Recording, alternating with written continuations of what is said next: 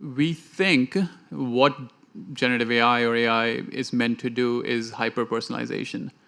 Now, when we think about hyper-personalization, that is when sharing of data comes into the forefront.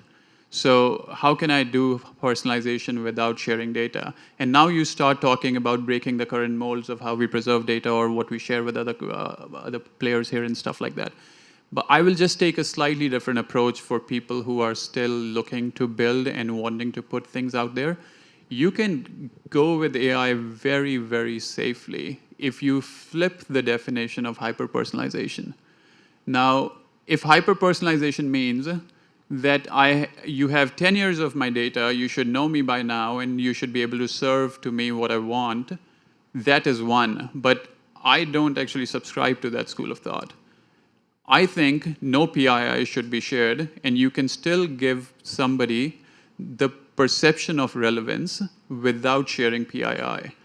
And how do you do that is you make trip intent the king. Now, each one of us, you could have 20 years of data on me. You have no idea why I take trip A versus trip B.